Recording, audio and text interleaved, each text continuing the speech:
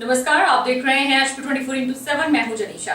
राष्ट्रपति द्रौपदी मुर्मू ने शिमला के समीप छराबड़ा में राष्ट्रपति निवास में विकसित ट्यूलिप गार्डन का उद्घाटन किया। मशोबरा के पास स्थित राष्ट्रपति निवास, जिसे पूर्व में प्रेसिडेंशियल रिट्रीट कहा जाता था, आगामी 23 अप्रैल 2023 से आगंतुकों और पर्यटकों के लिए खोल दिया जाएगा।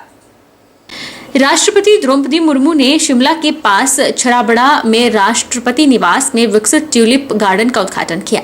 आगामी 23 अप्रैल 2023 से आगंतुकों और पर्यटकों के लिए इसे खोल दिया जाएगा। इससे अब पर्यटक और आमजन भी यहां का भ्रमण कर सकेंगे और ट्यूलिप गार्डन में स्ट्रॉन्ग, गोल्ड, डेनमार्क, वेलमार्क, जम्बो पिक और लैपटॉप जैसी ट्यूलिप की विभिन्न प्रजातियों का दीदार कर सकेंगे। राष्ट्रपति ने राष्ट्रपति निवास के परिसर का भ्रमण किया और अन्य फूलों और पौधों के बारे में भी जानकारी हासिल की। उद्घाटन के बाद राष्ट्रपति के साथ राज्यपाल शिव प्रताप शुक्ल और मुख्यमंत्री ठाकुर सुखविंदर सिंह सुक्खू ने भी ट्यूलिप गार्डन का भ्रमण किया।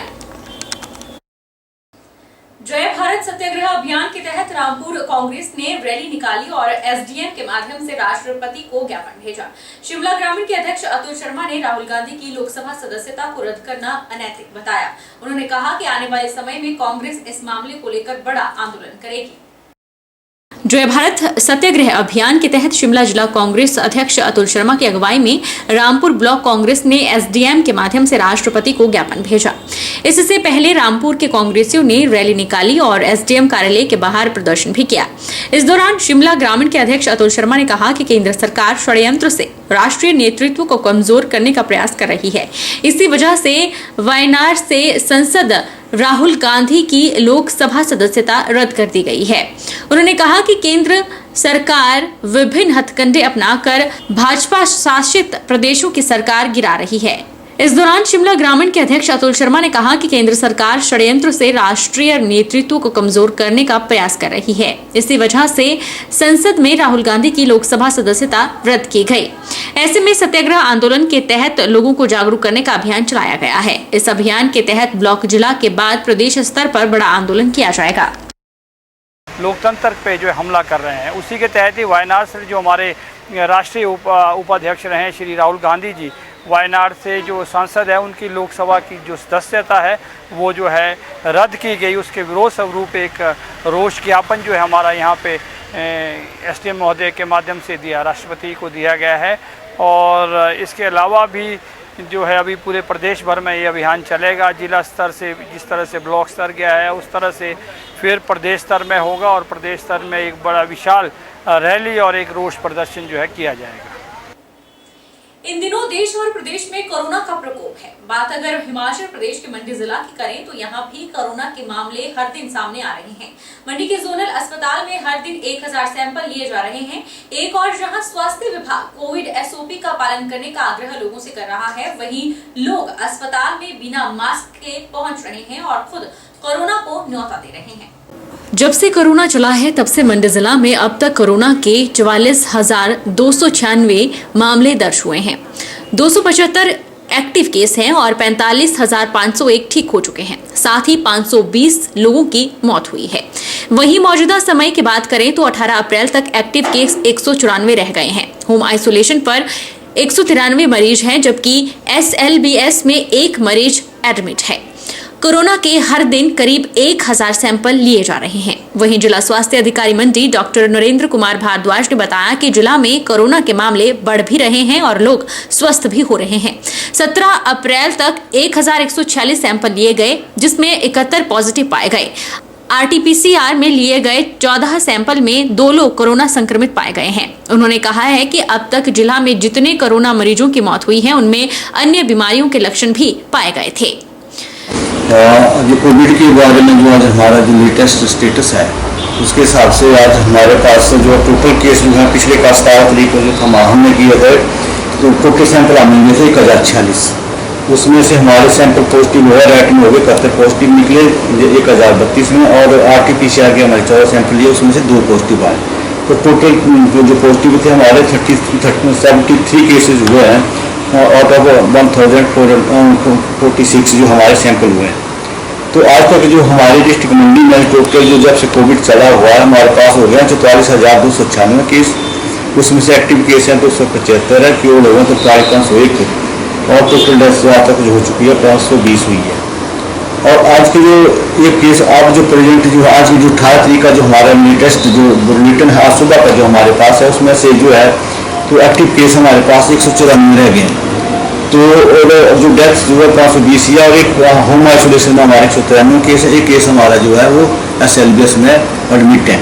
और तो उसमें ऐसा है कि जैसे केस पॉजिटिव हमारे आ रहे हैं, उसमें पॉजिटिविटी जो है मतलब सीवियरिटी इतनी ज़्यादा नहीं है, क्योंकि हॉस्पिटलाइजेशन से हमें पता चल रहा है कि हॉस्पिटलाइजेशन बहुत कम हो रही है। अब एक केस एडमिट है, बाकी 193 केस हमारे होम आइसोलेशन में काम कर है।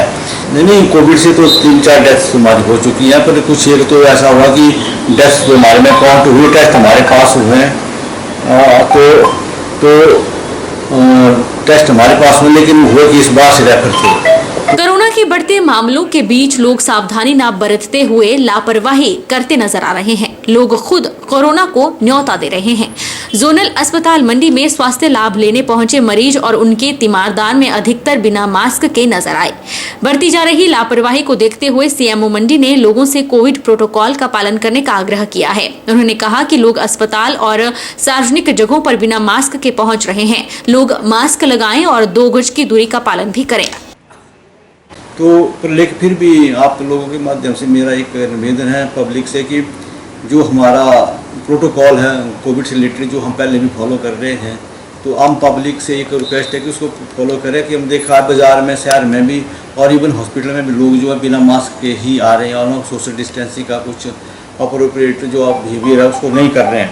तो मेरा आपसे बस एक निवेदन है पब्लिक के लिए कि प्लीज़ इस प्रोटोकॉल को फॉलो करें, ताकि हम भी सुरक्षित रहें और आप लोग भी सुरक्षित रहें और अपने कोविड से बचाया जा सके अपने आप।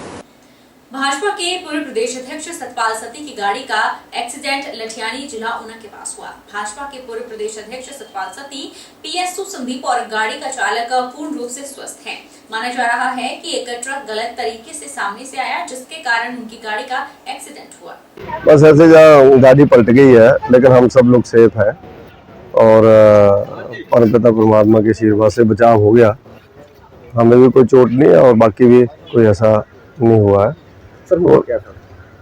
मुझे एक सामने से आ रहा टेम्पू था, वो गाड़ी की तरफ आया एकदम। मुझे ऐसा लगा कि शायद उसको नींद आई होगी। ऐसा नींद का झोंका आ गया तो ऐसा लगता था कि ऊपर ही चढ़ जाएगी। तो ड्राइवर ने लेफ्ट साइड अपनी साइड को घुमाई तो गाड़ी थोड़ा पहाड़ी से टकरा करके, सेल से टकरा करके सड़क के बीच में पलट गई। लेकिन हम सब का जो हम अंदर बैठे थे हम सबका बचाव हो गया। धन्यवाद। हिमाचल प्रदेश के 1,36,000 कर्मचारियों का 1 अप्रैल से नेशनल पेंशन सिस्टम का शेयर नहीं कटेगा। बीते सप्ताह मंत्रिमंडल की बैठक में हुए इस फैसले की सोमवार को वित्त विभाग ने अधिसूचना जारी कर दी है। वहीं नई पेंशन स्कीम कर्मचारी महासंघ के अध्यक्ष प्रदीप ठाकुर ने कर्मचारियों को सौगात देने के लिए मुख्यमंत्री और मंत्रिमंडल का आभार जताया। विधानसभा चुनाव के दौरान कांग्रेस ने अपनी 10 गारंटियों में पुरानी पेंशन बहाली को पहली प्राथमिकता बताया था। सरकार बनने के बाद मंत्रिमंडल की पहली बैठक में पुरानी पेंशन बहाली को सैद्धांतिक तौर पर मंजूरी दी गई थी। बीते दिनों हुई मंत्रिमंडल की बैठक में 1 अप्रैल से कर्मचारी और सरकार का NPS शेयर नहीं देने का फैसला लिया गया था। इसी कड़ी में सोमवार को वित्त विभाग ने CCS पेंशन नियम 1972 के तहत पुरानी पेंशन बहाल करने की अधिसूचना जारी कर दी है। नेशनल पेंशन सिस्टम के तहत कटने वाले शेयर पर भी रोक लगाने का फैसला लिया है। NPS का पैसा केंद्र सरकार के अधीन PFRDA में जमा होता है। इस फंड के तहत हिमाचल प्रदेश के 8,000 करोड़ रुपए केंद्र के पास जमा है। वहीं नई पेंशन स्कीम कर्मचारी महासंघ ने प्रदेश सरकार का आभार व्यक्त किया है। नई पेंशन स्कीम कर्मचारी महासंघ के अध्यक्ष प्रदीप ठाकुर ने कहा कि 2003 से पहले कर्मचारियों को जो पेंशन मिलती थी वही पेंशन 1 अप्रैल से मिलना शुरू हो जाएगी।